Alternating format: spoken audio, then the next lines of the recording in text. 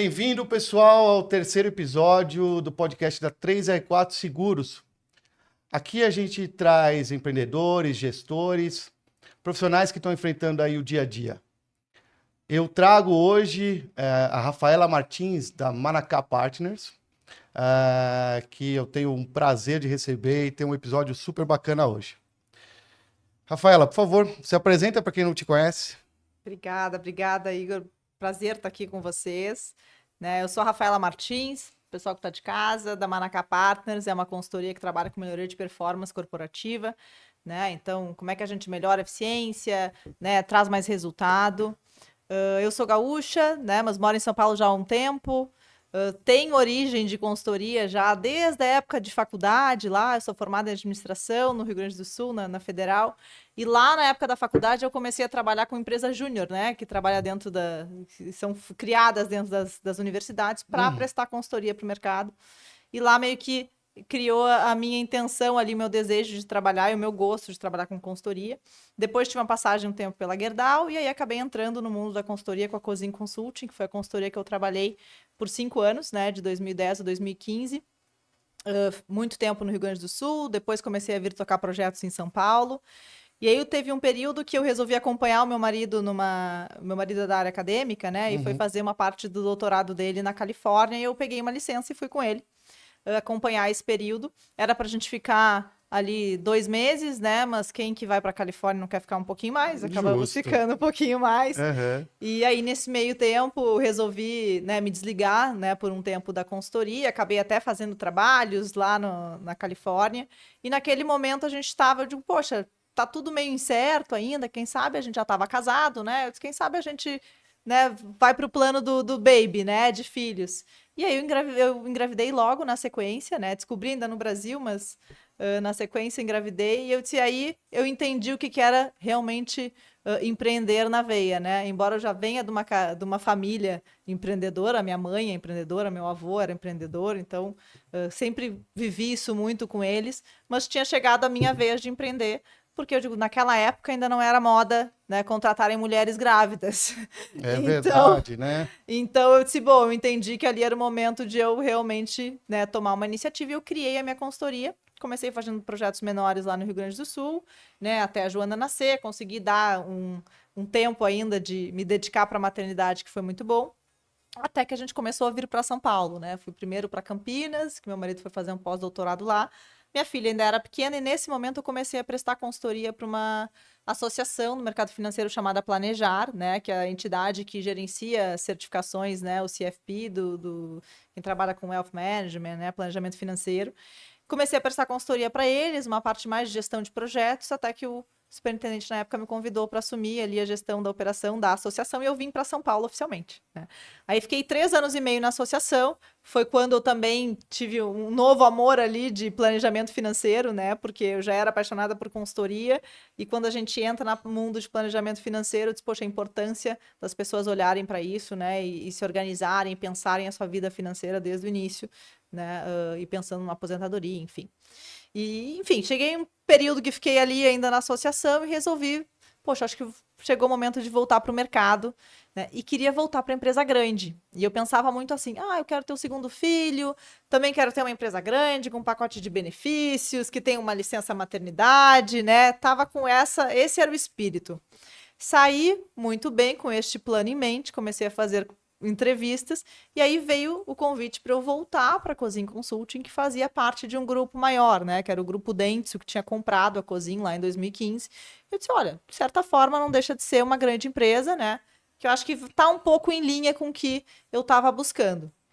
E, eu digo, a gente não tem noção ainda do que a vida nos espera, do que a gente pode esperar. E aí, 3 meses depois, veio uma decisão do Global lá da Dentsu que eles iam voltar a focar no core business deles, que era agências de publicidade, marketing e tudo.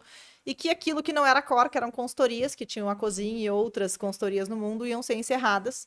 E ali eu me vi, num momento de, bom, o que nós vamos fazer, A gente estava com o time crescendo, vendendo projeto, e a gente, não, vamos entregar esses projetos, Nem que seja na física aqui, nós vamos dar um jeito de entregar.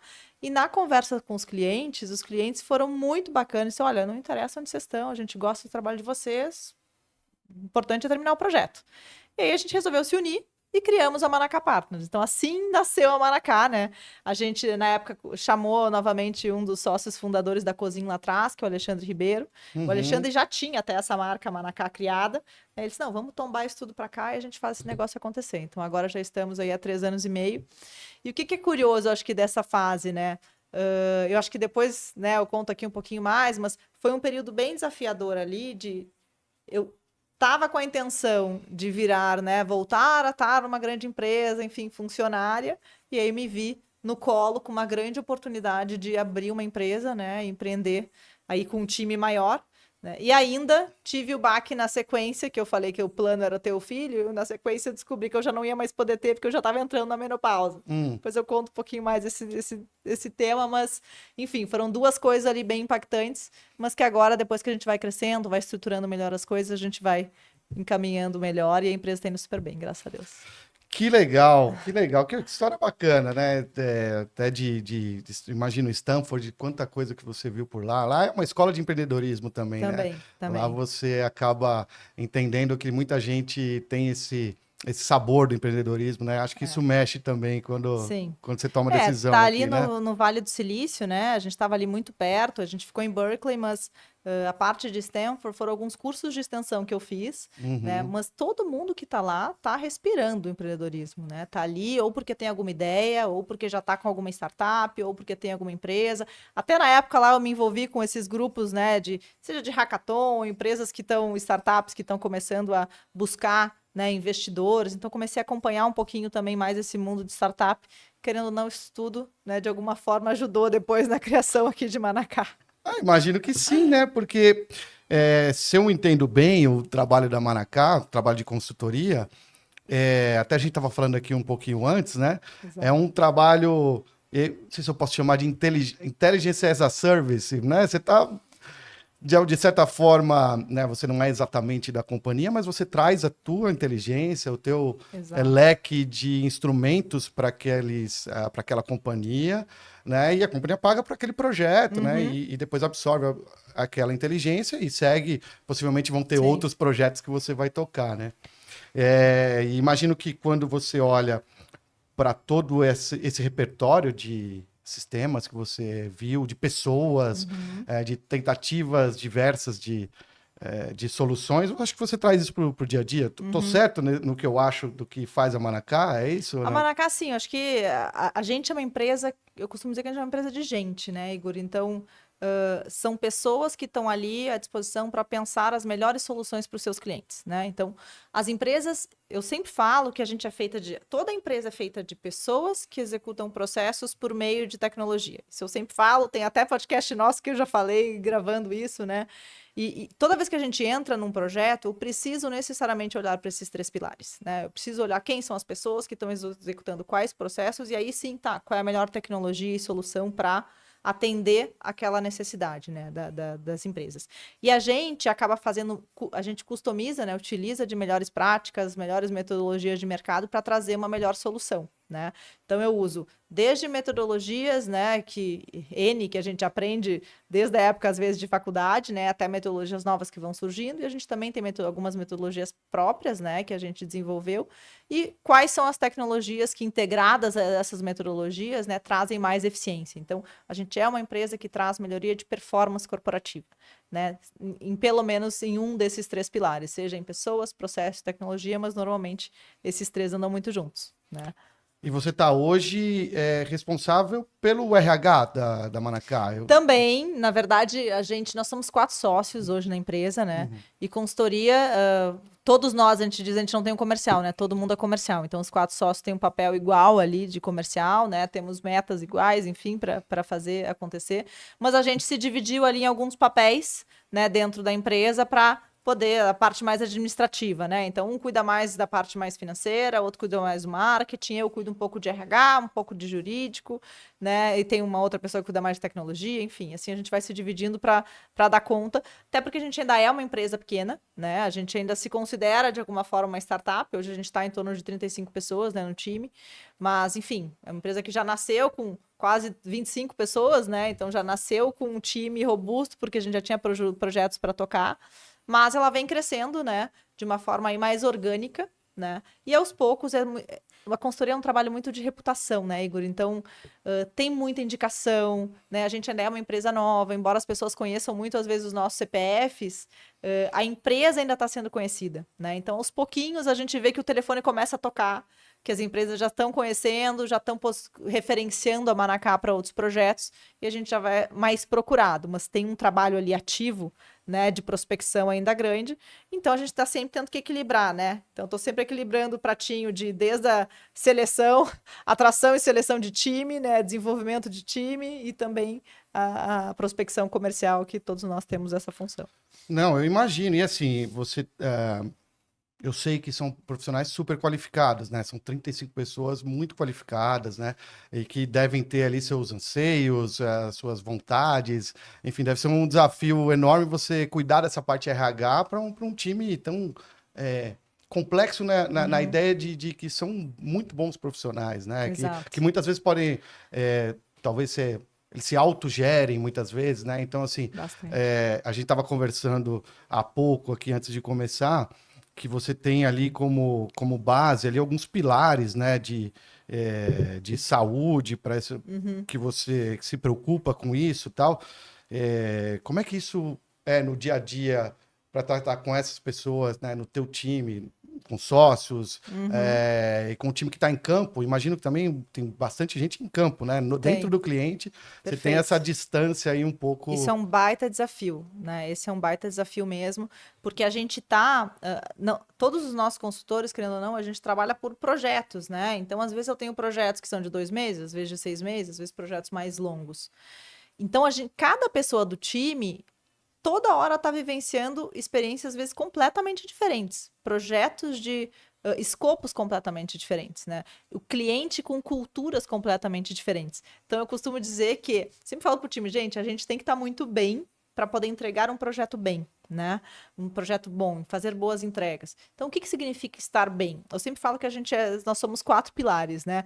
A maioria das pessoas fala em 3, mas eu sempre coloco o 4º aqui junto, que é a gente tem que olhar para a saúde física, a saúde mental, a saúde espiritual e a saúde financeira, né? A financeira, eu incluí ela um pouco mais dentro do período até que eu participei lá da Planejar, né? Que eu acho que eu vi da importância desse tema, esses 4 temas são coisas que tiram normalmente as pessoas dos seus eixos, né? Então, quando elas têm alguma questão física de saúde mesmo, alguma questão mental, né, financeira, quando alguém está com problema realmente na família ou em casa, né, é muito difícil a gente performar aonde a gente está trabalhando se a gente está com algum problema mais sério em um desses pilares, né? Então, a gente fala muito de olhar para isso. E como a gente está com os times, como tu bem comentou, completamente, né, às vezes autônomos em diferentes clientes, eu não tô com as pessoas todos os dias ali com a gente, né? Então a gente volta e meia tem que ter momentos. A gente tem nossa reunião mensal de time que a gente procura fazer. Nasceu como Manacol, né? Porque ela era bacana esse era nome. uma reunião ainda remota, porque a gente em 2022 quando criou ali a Manacá, ela ainda tava muita coisa muito remota, né? Mas o Manacol agora virou mais presencial do que call. Mas é um momento que a gente sempre aproveita para fazer essas confraternizações, esse momento não só de passar mensagens. E a gente, a cada 2, 3 meses, faz tipo um happy hour mesmo na empresa, em que a gente faz tanto uma passagem de conhecimento, que a gente pega os últimos projetos que encerraram, né, no último trimestre ali, e cada um que liderou esses projetos, ou pessoas do time, apresentam esse case para os outros colegas, né, não deixa de ser uma forma, né, de todo mundo ver, poxa, isso aí também é uma coisa que serve no meu projeto, que eu consigo aprender de alguma forma. Então, todo mundo começa a ter uma noção melhor de tudo que a gente faz, né, para poder, seja incorporar dentro dos seus projetos ou até pensar e ver, poxa, isso aqui é um problema que o meu cliente também tem lá no meu projeto, isso aqui pode ser uma coisa que eu posso levar de solução para ele. Então, é o momento que a gente também está ali para confraternizar. Mas esse cuidado de cada um se olhar, né, e ver aonde desses 4 pilares que eu estou realmente tendo algum problema e olhar para ele é uma responsabilidade de cada um, né? Então eu falo muito isso pro time. Você tem que estar bem para poder produzir, para poder... Esse seria o básico, né? Você ter essa segurança também, né? Para pensar, para fazer perguntas. E se você tem algumas dúvidas em qualquer um desses pontos aqui, isso é tão relevante para a pessoa que aquilo toma o dia a dia dela, né? Ela está preocupado lá, por exemplo, com, como você falou, pô, não tem um colchão financeiro. Então é melhor resolver isso logo, porque você não pode ficar pensando, né, aquilo a todo momento, porque a produção não vai vir. Você não vai Sim, conseguir ter uma tranquilidade para pensar novas coisas, sim, né? sim, sim. Então acho que você tocou muito bem nisso. Acho que E tu são sabe pontos. que, desculpa te interromper, mas Imagina. até eu me usei como exemplo até para o time há um tempo atrás. Eu disse quanto a gente às vezes negligencia essas coisas, né? Então eu comentei ali no inicinho, né, que eu descobri junto com a empresa que eu não ia mais para uma grande empresa e eu tinha que abrir a minha. Eu descobri também que eu não ia mais poder ter meu segundo filho porque eu já estava entrando na menopausa, né? E eu fiquei 2 anos sofrendo, na verdade, com todos os sintomas que a menopausa traz, que são N, né? E só mulheres sabem o que é. E eu não fazia nada porque eu comecei a entender, eu achava que era um problema meu, que eu digo, não, como assim? Eu não tenho energia, e eu não tinha energia para trabalhar. Né? Eu digo, o primeiro calorão que eu senti, eu tinha 37 anos, eu me lembro de brincar, nossa, eu devo estar entrando na menopausa, e falar aquilo como se fosse uma brincadeira, né? Eu fui começar a tratar com quase 40 anos, né? Então, foi quando eu estava criando a Maracá, junto com sócios ali, a gente abrindo, e eu não botei nenhuma energia nisso. E eu comecei a ficar cada vez mais cansada, eu não rendia no trabalho, eu dormia mal, porque a cada 90 minutos eu acordava com aqueles calorões, são os suadores que as mulheres têm, né? E eu comecei a ter o chamado que eles chamam os brain fogs, que é tu tá conversando um determinado tema e daqui a pouco tu perde totalmente o fio da meada. Isso era muito recorrente, né? E a ponto de as pessoas me olharem e dizer, nossa, tem alguma coisa errada, né? E eu via que eu não produzia, e eu tava assim, quase que bipolar, né? Às vezes eu chorava no meio do trabalho, acontecia alguma coisa assim, às vezes uma discussão um pouco mais acalorada ali de empresa, eu entrava em desespero, sabe? E aí até que um dia o meu marido, que eu digo que ele, né, olhou para isso e disse, pô, o que que tá acontecendo? Né? Não é possível. E eu me lembro quando ele falou isso, ele, tá sempre com essa cara amarrada, né? E eu andava com uma cara tensa mesmo, eu tava exausta e eu não olhava para aquilo. E eu achava que era sempre uma questão, eu digo, não, eu sempre tive uma capacidade de me automotivar, vamos para frente. Tentava ir acordar mais cedo, ir para academia, dormir, mesmo dormindo mal e ficava cada vez mais cansada. E até que ele foi atrás e buscou, como um bom pesquisador, né? Ele é do mundo acadêmico e eu digo, em 48 horas ele revirou todas os artigos que existiam sobre o tema, me apresentou, me mandou milhares de podcasts, né, para ouvir. E eu comecei a ver que cada coisa que aquelas mulheres falavam era tudo que eu sentia. E aí, qual foi a conclusão ali, né? É um processo totalmente químico, né? E a gente acha que não. Então, no momento que eu comecei a fazer, eu não queria fazer reposição, porque tinha uma linha que dizia que pode causar câncer, enfim, acabei meio que deixando e foi piorando cada vez mais, até que eu disse assim, gente, eu acho que eu prefiro, eu cheguei ao nível de dizer, acho que eu prefiro ter um câncer daqui a um ano do que viver assim. De tão horrível que foi. Mas assim, depois que a gente começa, né, a fazer e toma, e isso tudo para olhar, voltar para o autocuidado, né? Quando eu levo para o time que, gente, a gente tem que olhar, cada um de vocês pode estar passando por alguma questão. É óbvio que tu não vai conseguir performar se tiver alguma questão de saúde, né, física, mental, espiritual ou financeira acontecendo, né? Então, olha para isso. Se tiver alguma questão, conta com a gente está aqui para apoiar, para a gente poder passar por essas coisas juntos, né? Então, quando a gente tem pessoas ali que conhecem, entendem dos temas, eu fico sempre muito feliz quando as pessoas vêm trazer do time, né? Pô, eu tô com essa situação, né? Às vezes, poxa, não tô bem, me separei, parará. Cara, isso, né, mexe com qualquer pessoa, tá? Vamos se ajudar aqui. Então, a Manacá tem uma coisa de apoiar muito o time, né? Então, é importante a gente saber do que cada um tá passando para a gente poder tomar as atitudes ali e conseguir realmente crescer juntos e, né, continuar crescendo depois como empresa, obviamente. Nossa, Rafaela, olha, assim, tô impressionado aqui, porque é um tema né, super pessoal, né, que você traz, mas que é de extrema relevância, porque eu tô pensando aqui, você, enfim, tem todo o seu currículo, tudo isso que você traz de valor para Maracá, em algum período, eu imagino que deve ter sido tão difícil, que deve ter prejudicado em projetos, como você falou, em Uhum. comunicação, e uma série de pontos que eram problemas temporários, né, e que você precisava daquele momento para poder entender e tudo mais. Imagina que naquela situação houvesse o desespero, não quero mais, vou sair, ou quando a gente é gestor e alguém está tendo um problema, fala, não, será que ele acho que não quer mais trabalhar aqui e a gente não consegue tatear isso.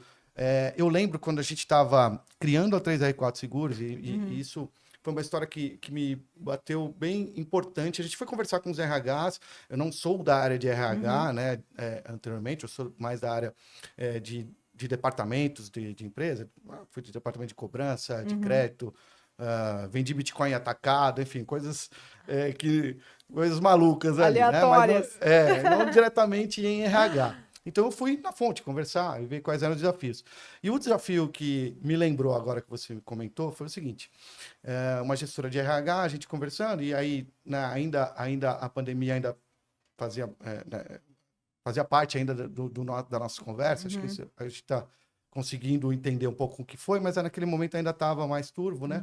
E aí ela falou, olha, o que é o mais difícil? Ela falou, porque em 15 minutos que a gente tem dentro do escritório para tomar um café, eu sei, por exemplo, se a Rafaela está precisando de uma ajuda, porque a gente estava dentro de uma reunião e estava lá, a gente está discutindo projetos, indicadores, tal, são coisas racionais, e aí de repente eu vou tomar um café, ela fala, tá difícil, por enfim, qualquer motivo. Ela falou, hoje, quando a gente tem essa distância, eu não consigo saber mais. Eu não sei se quando ele dá o logout lá no Google, né, no Teams, se a pessoa foi chorar, se a pessoa está desanimada, se ela quer sair, porque eu não consigo mais ver, porque só no momento racional eu não consigo avaliar isso, né? Então acho que ficou essa falta mesmo, que é o que a gente está tentando preencher, né? E agora tem até legislação que estão cobrando isso das empresas, né? Mas foi muito legal você trazer isso, porque eu acho que muita gente pode estar passando por isso, né?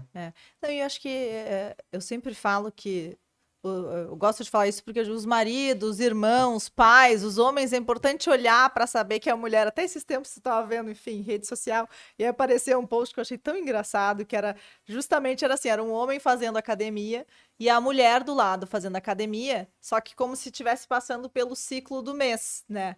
E aí a mulher durante o mês inteiro, né? Era o homem fazendo exatamente o mesmo exercício, tudo bem, funcionando bem, porque o homem não tem essas diferenças hormonais que a mulher tem num mês, né? Não tô falando nem de um período de menopausa, tô falando de um período de mês.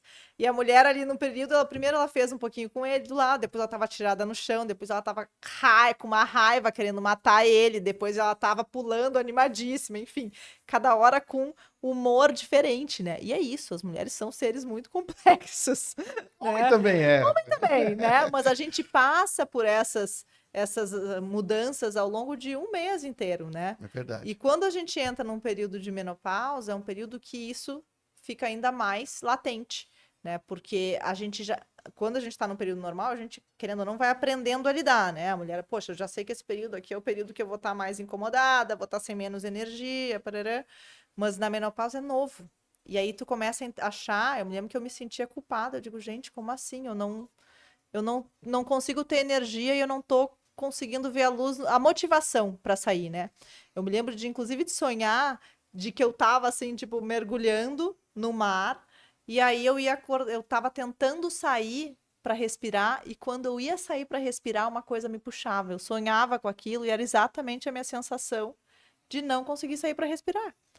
E eu disse, gente, demorei 2 anos para, de fato, olhar para isso, né? Prejudicando tudo, né? A minha vida pessoal, meu casamento, a relação com a minha filha, a minha performance no trabalho, tudo ia mal, né? E eu achando que eu ia morrer. Eu disse assim, daqui a 2 anos eu vou morrer. Não é possível. Se eu tô tendo Alzheimer, eu vou ter algum treco daqui a um pouco.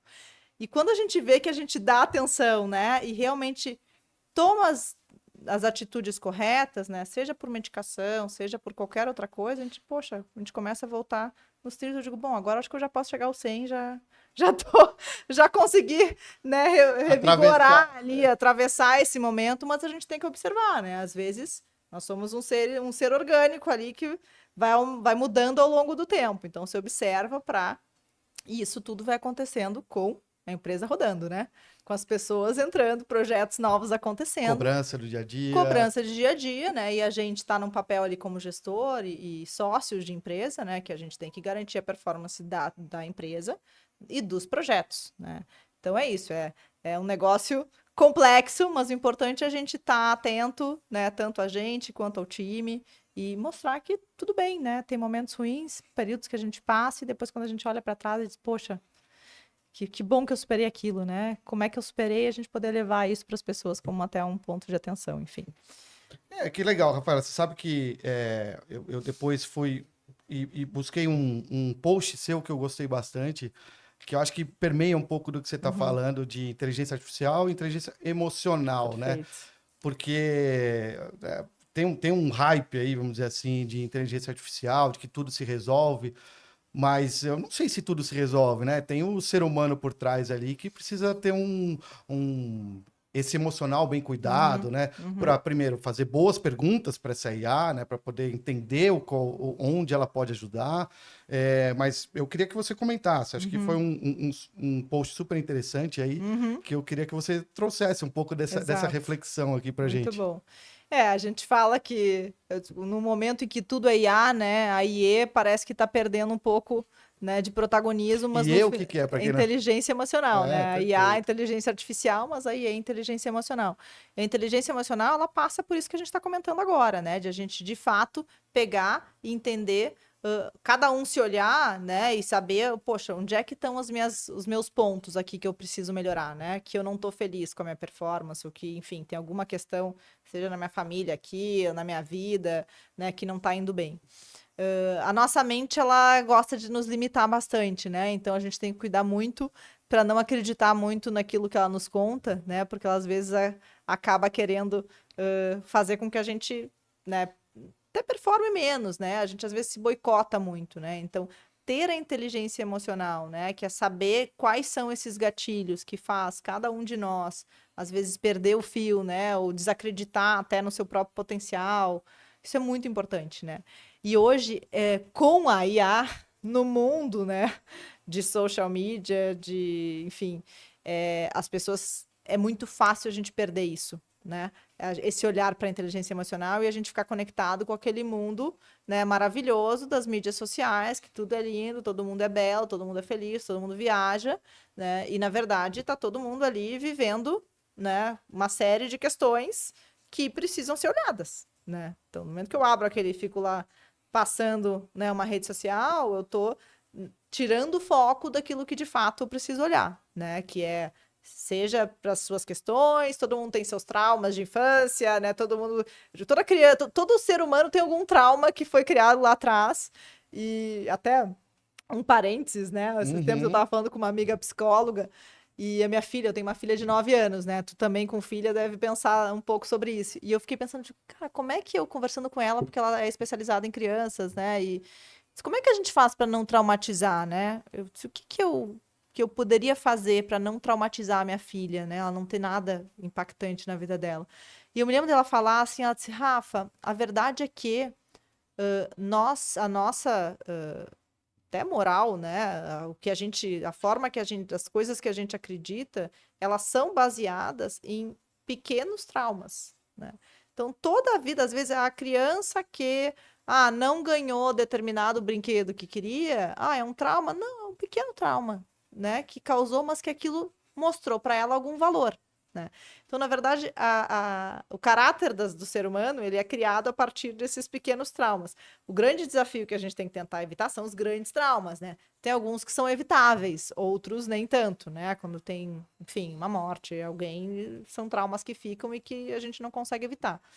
Mas que não adianta, todo mundo tá aí, todo mundo que se puder e que fazer, que faça terapia, porque tem coisas que a gente vai trazendo da infância, né, e que são modus operandi, às vezes, que os nossos pais tinham, são crenças que eles tinham e de alguma forma passaram pra gente, e quando a gente vê, a gente tá passando isso também pros filhos, né, e é isso, e esse ser humano depois está no mercado de trabalho, né, com esses traumas, com essas questões, que é o que faz a gente ter esse olhar, né, seja pro funcionário ali, mas eu digo, cada um tem que assumir o seu protagonismo de olhar para si, né.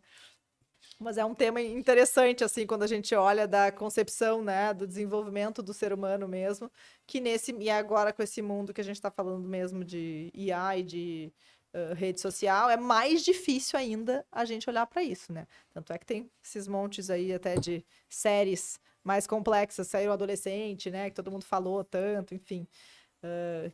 Tem as crianças da época que vivem no quarto agora, não olham mais quase, não tem períodos de convivência, às vezes, com a família, porque existe um mundo paralelo aí que a gente não está acompanhando. Eu acho que é uma das...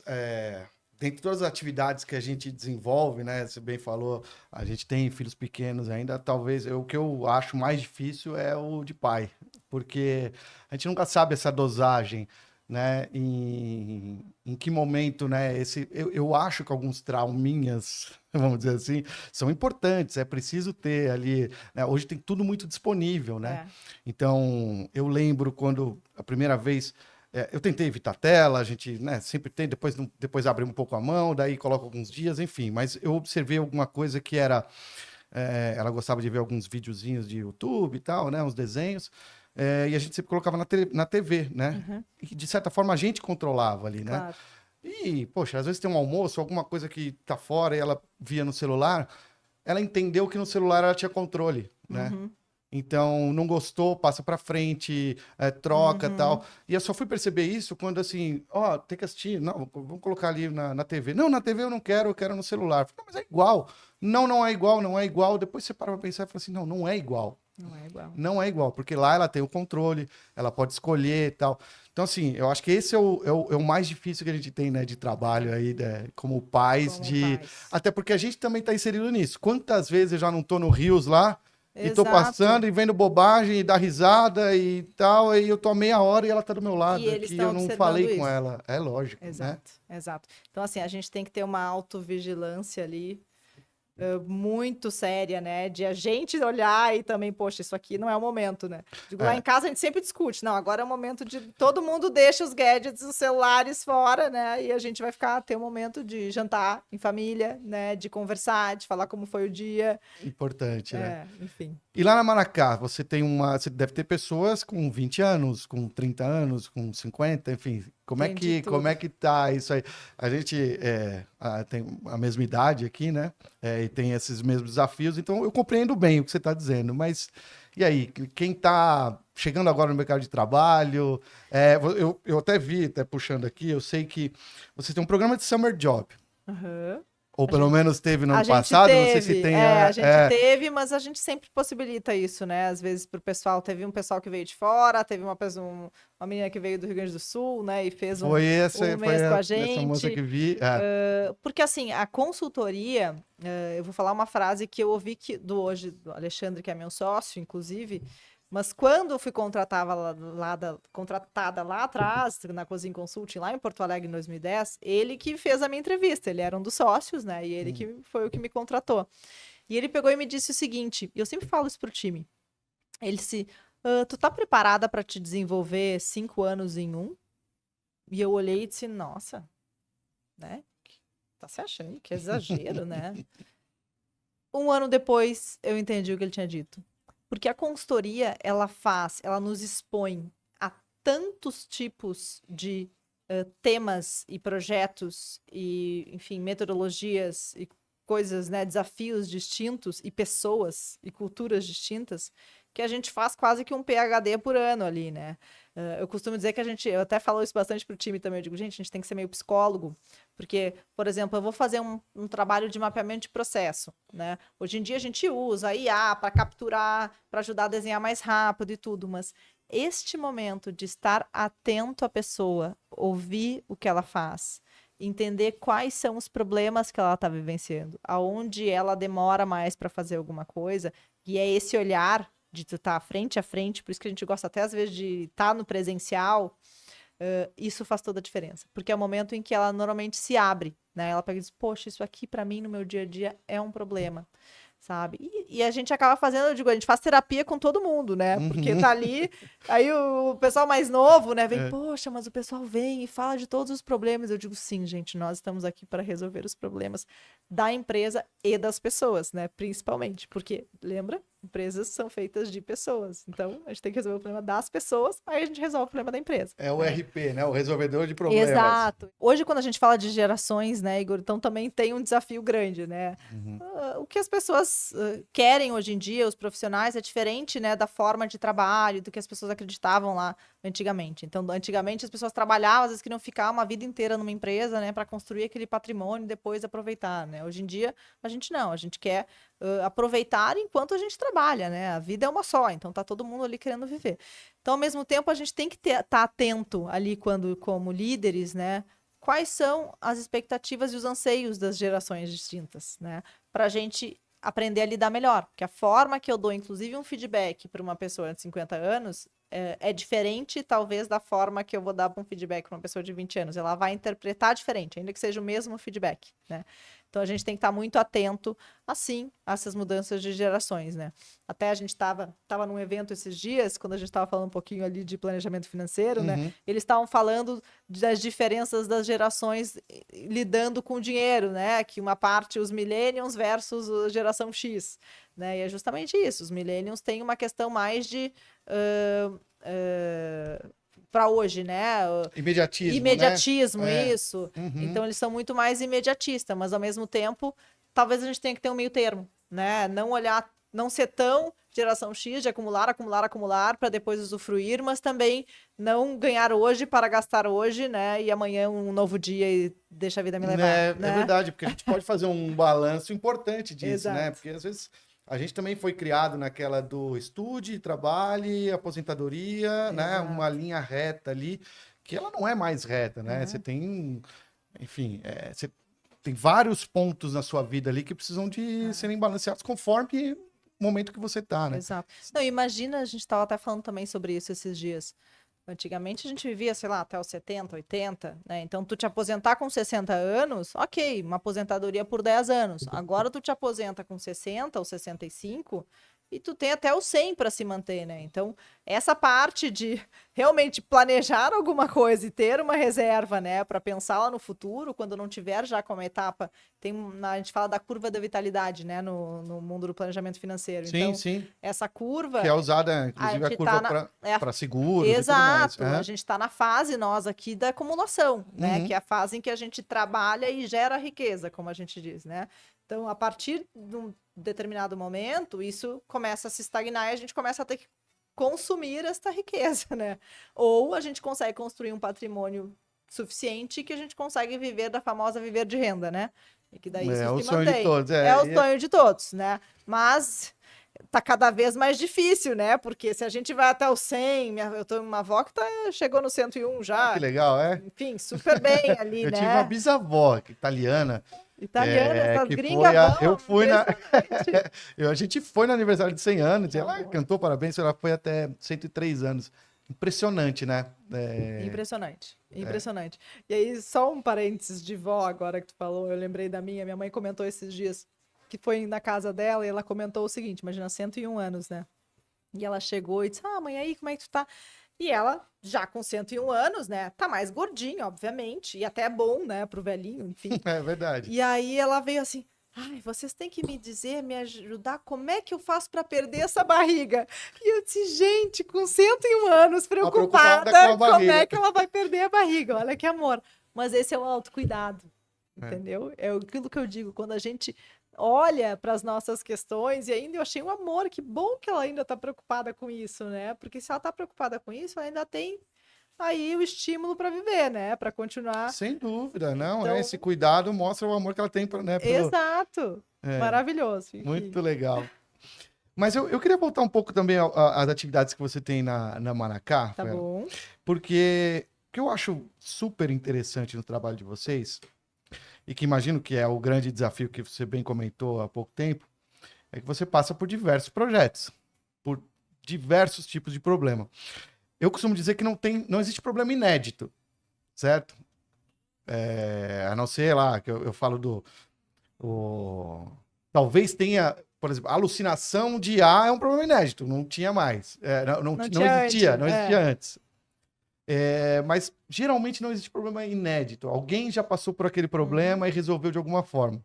Então, a base de conhecimento que vocês têm, que vão adquirindo ao longo do tempo, te auxilia a trazer a solução e tudo mais. E o que eu achei interessante aqui, quando a gente estava conversando aqui antes do nosso episódio, foi que vocês não somente para grandes empresas, vocês trabalharam também com uma ONG, né? Uhum. E eu queria te ouvir um pouco de como é que foi esse projeto, como é que nasceu, os desafios. Porque eu imagino que assim, a ONG, poxa, não tem tantos recursos como uma grande empresa, né? Como uma multinacional ali. E eu queria que você contasse um pouco como é que aquela base de informações, de processos, de tudo que vocês têm, auxilia a ONG. A gente pode até falar depois, até da... Deixa eu fazer um parênteses aqui até. Eu tive numa quermesse da minha filha. E lá tiveram mais pessoas do que o esperado. Tinha o pessoal lá fazendo sanduíche, né? E era um sanduíche. Aí você tem o hot dog, tem o pastel e tal, e tem o sanduíche de carne, né? De carne louca lá, e o de salsicha. Só que era na mesma barraca. E aí o que acontecia? Cada um ia pedindo uma coisa. Ah, eu quero de salsicha, eu quero 2 de porco, eu quero 2 de carne, eu quero um de salsicha. Bom, não tinha uma linha de montagem. O que acontecia era o seguinte, eles ficavam batendo cabeça. Então, assim, salsicha esfriou, salsicha esquentou. Tá, então ficava uma situação meio ruim ali de gerenciamento, tadinhas. Eles estavam super difícil ali, né? O resultado é que acabou demorando bastante ali.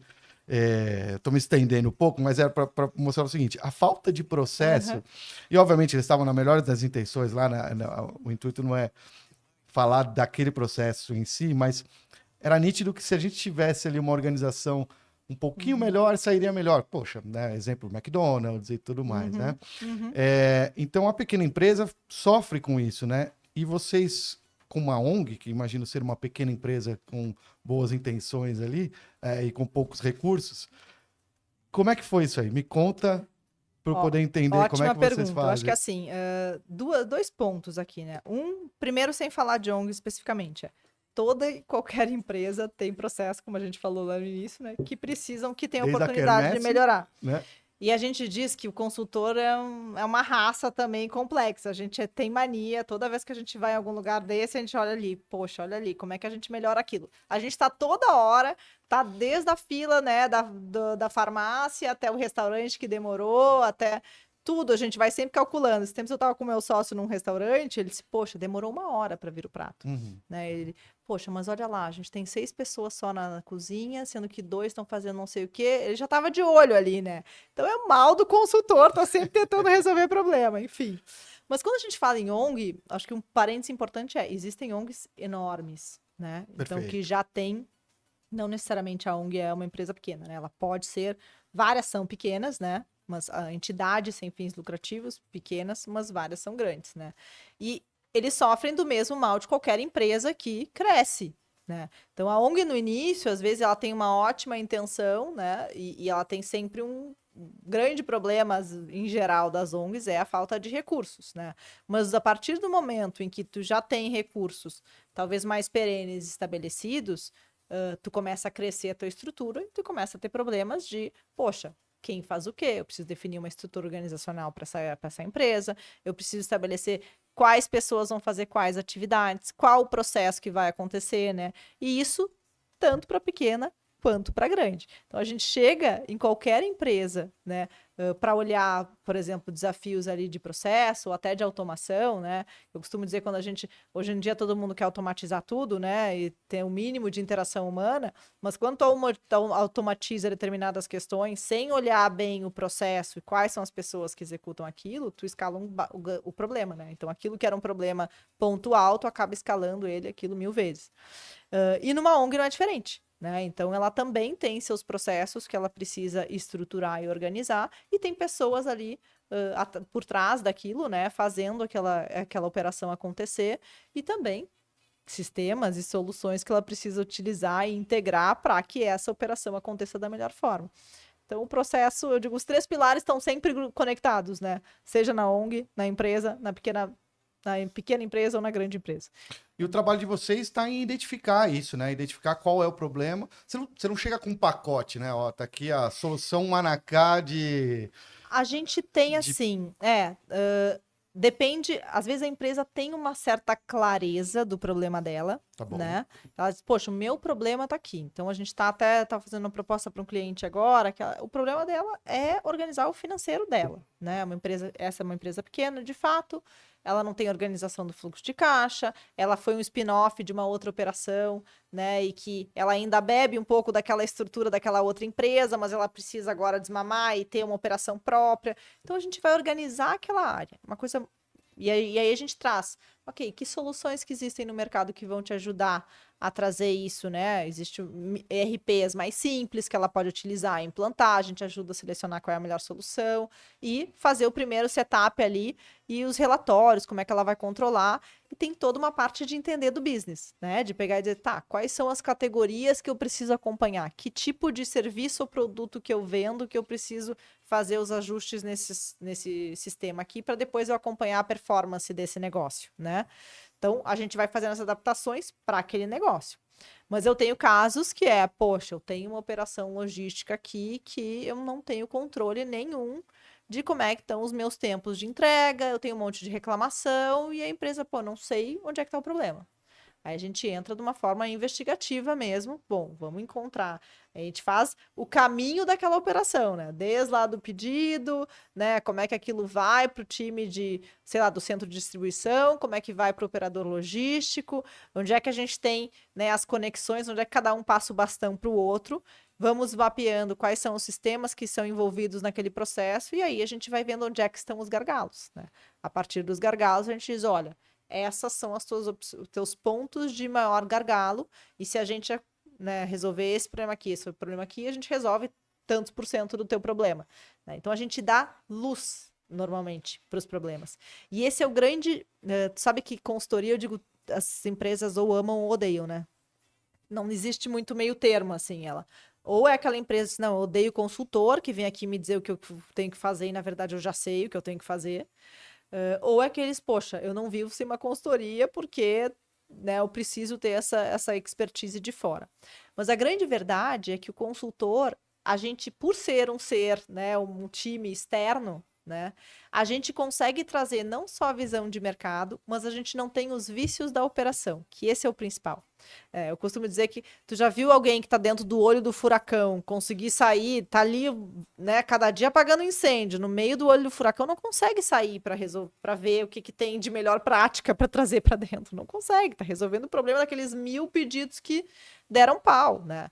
Agora, a consultoria vem, olha isso de uma forma mais sincronizada, né, dentro de um contexto maior e diz, poxa, aqui, talvez se a gente chegar com esse método, né, com esse ajuste aqui de processo, ou com essa ferramenta aqui que vai te dar uma visibilidade melhor, a gente consegue, né, trazer uma solução que vai melhorar essa tua operação. Então, a consultoria, ela te ajuda a acelerar muito as coisas, né, e trazer método, enfim. E eu vejo que a consultoria traz uma chancela também daquilo que você... Olha, vou te contar uma história minha, na verdade, vivida com uma das Big Fours, né? Eu trabalhei no Citibank de 2008 a 2010. 2008, né, subprime, enfim, quebra de bancos. O Citi não quebrou porque também tinha lá, teve, se eu não me engano, 40 bilhões injetados ali, né? Então, eu era de uma área de cobrança. Uhum.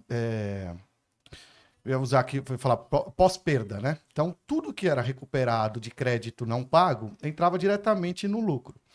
Então, quando eu estava nesse momento aí da empresa, a gente tinha uma cobrança muito grande por resultado, né? E aí a gente desenhou alguns projetos junto com essa empresa e que trouxe, de certa forma, chancela para aquilo que a gente precisava fazer. Porque numa instituição tão grande como era e é ainda o Citibank, você tem lá, você tem o regional, tem o global, você tem 1000 pessoas para falar, né?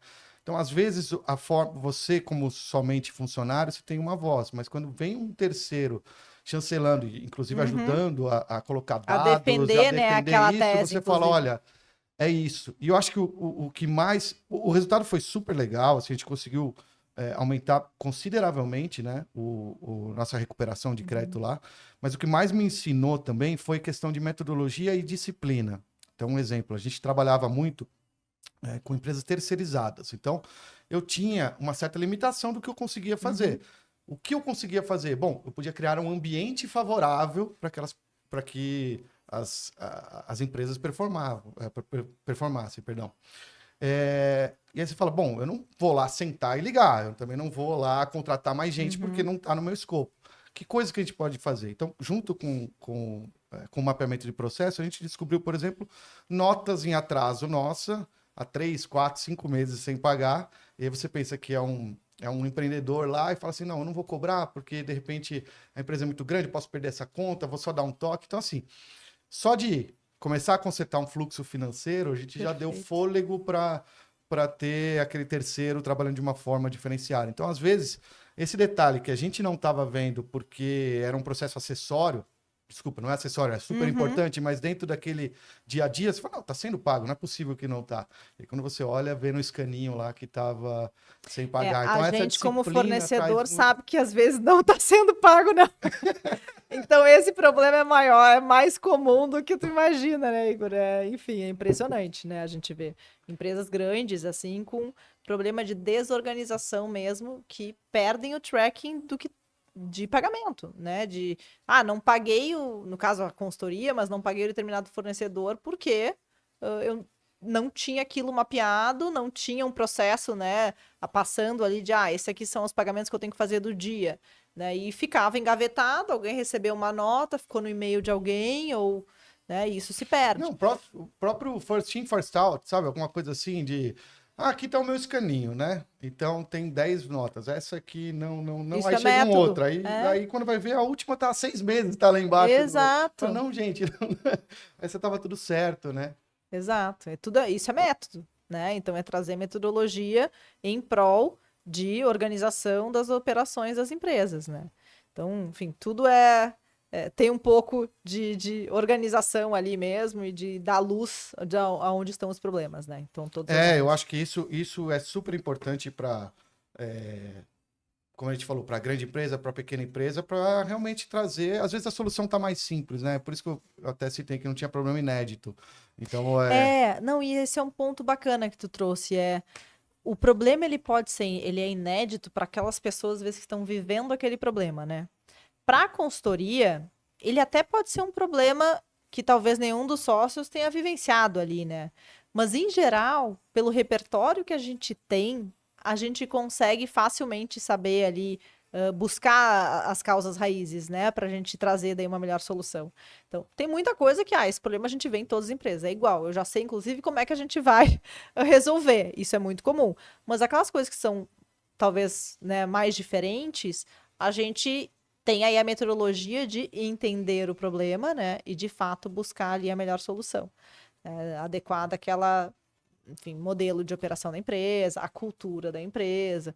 E aí, tem uma questão de cultura, né? Eu acho que a gente não chegou a falar aqui, mas é um tema super importante para a gente sempre pensar a melhor solução, né? Então, dependendo do que a gente está sugerindo ali, né? Ou de mudança, de metodologia, de alteração de fluxo de operação, enfim, ou de adesão de tecnologias, por exemplo, se não tiver, né, o sponsor ali, a liderança comprada com aquilo, o negócio não vai, né? Então a gente e não é incomum, tá? Mas agora a gente também tenta blindar os nossos projetos para que esse tipo de coisa não aconteçam cada vez mais, que é não só olhar ali para a operação, mas assim, vamos ver qual é a parte de gestão de mudança, né?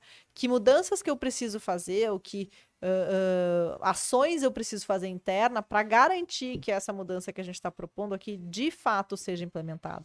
Porque senão, o que acontecia muito no passado era, às vezes, a gente teve uma época que a gente fazia muito book de processos, né? Então a gente entrava, não, tem que mapear agora todos os processos e todo mundo tem que saber o que tem que fazer. Eram lindos, né? Inclusive a gente fazia de formatos lúdicos, era um livro mesmo que as pessoas tinham. Quando a gente fazia a operação de loja, por exemplo, a pessoa da loja conseguia pegar aquele book e saber qual era a operação dela. Quem disse que pegava? Ficava engavetado lá. E quem é que força, não é força no bom sentido, né? Mas Uhum. incentiva para que pegue. É a liderança. Se a liderança não vê valor naquilo, o time que está executando, ele não vai conseguir dar valor também para aquela implementação, né? Então, os projetos têm que ter sempre um sponsorship ali, né, da liderança, e desde CEO, às vezes, ou diretoria, para garantir que as coisas aconteçam. Senão, é dinheiro rasgado, né, à toa. E você me fez lembrar uma história, na verdade, que eu vi de um diretor de uma grande empresa de consórcio, onde ele estava dizendo o seguinte: olha, não gosto de PowerPoint, né? E ele falou: eu gosto de pegar os dados brutos e que me expliquem. E aí ele, né, discorria sobre isso e até comentei com ele lá, né? Um post no LinkedIn, comentei com ele, falei: cara, que bom que você pensa assim, e trazer esse tipo de oportunidade para ter os funcionários espelharem. Porque se você se colocar no lugar deles, é super compreensível, né? Que você fica nervoso, né? Porque, poxa, o diretor lá, que é chefe do meu chefe, está avaliando. Eu não posso errar o PowerPoint aqui, ou sei lá, né? Ou qual tipo de. Como é que eu vou me informar? Como é que eu vou informar esses dados aqui para ele? Porque eu estou sendo avaliado de certa forma. E às vezes nem tá, mas só a presença física ali da alta liderança pode colocar essa pessoa que está, o analista ou o gerente, enfim, que está executando isso, uma posição mais de defesa. E às vezes isso tira, eu acredito, muito do debate sobre o problema em si, sobre o que está acontecendo, né? Porque se eu pegar o exemplo lá do pagamento que não estava sendo feito, a alta liderança, obviamente, nunca ia saber, a não ser que houvesse ali uma reclamação, algo que fosse muito latente. Era um problema que, se a gente não traz isso, ou não tem coragem de trazer que existia esse problema, a solução não acontece, né? Então, eu acho que, realmente, esse de ter a alta liderança comprada é também dessa cultura do fazer junto, né? De saber que são braços ali, que são pessoas, são extensões ali, né? Para buscar Tudo é uma a solução do engrenagem, problema, uma né? engrenagem. É, exato, Exato. exato. Tem essa questão do PPT, né, das ferramentas, isso é bem, por isso que eu digo que depende muito da empresa, né? Então, normalmente, o PPT, a gente está passando uma informação, seja qual ferramenta, tem outras ferramentas hoje, né? O PPT é uma ferramenta de apresentação ali para tentar sumarizar algumas coisas, né, de uma forma mais executiva.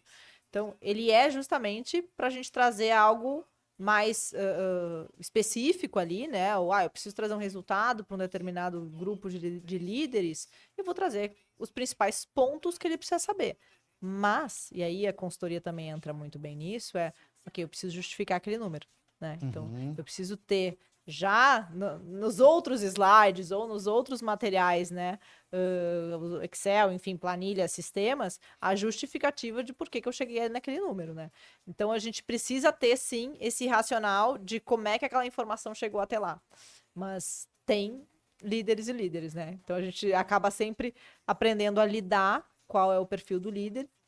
Então, sempre que a gente está num cliente, a gente já entende ali, né, com uma camada mais de gestão, tá, como é que essa pessoa gosta de ver as informações, né? Essa pessoa é super objetiva, ela vai querer ver em 10 minutos e a gente vai passar aqui os principais temas e se precisar entrar, ele vai entrar em um ou dois. Ou diz, não, esse aqui não vai entrar em nenhum. Ou tem aqueles, olha, cuidado com as letras miúdas, porque o fulaninho entra nas letras miúdas e quer saber exatamente o que está acontecendo lá. Então, a gente já tem que também se preparar para as diferentes formas de gestão, né? Que isso é cultura, né? Se a cultura daquela empresa é uma cultura mais de olhar o micro, a gente precisa adaptar para aquela pessoa olhar o micro e ela se sentir segura, porque aquilo é a forma que ela se sente segura para tocar aquela operação. Não, aquela pessoa não quer olhar micro, ela quer saber se o resultado está funcionando e saber que a gente tem que estar ancorado ali né, nas suas explicações. Não precisa entrar, mas a gente vai ter sempre ali, porque tem sempre alguém que talvez é um pouco mais detalhista e que vai querer entrar, né? Então, Se adaptar se adaptar ao perfil de liderança. Rafa, estamos chegando no final aqui da nossa conversa. Que bate-papo legal, assim, acho que você trouxe N coisas coisas. mas isso constrói repertório, acho que para mim, para você, enfim, eu tenho esse privilégio de estar aqui, então, trazendo pessoas aqui, e você trouxe muita coisa, muita bagagem aqui. E eu queria te ouvir o que né, para quem está ouvindo até agora, o que a gente leva da Rafaela, enfim, o que você indica, enfim, pode ser coisa pessoal, pode ser profissional, mas o que a gente leva da Rafaela hoje aqui para casa, quem está ouvindo? Difícil essa pergunta. É para Mas ser difícil. eu acho que a gente passa por diferentes momentos de vida, né, Igor? Então, atualmente, eu tô num momento muito mais de essa questão do autocuidado ser um ponto importante, né? Eu acho que a gente vai aprendendo a dar valor e peso para as coisas que a gente vê que são importantes na vida, né?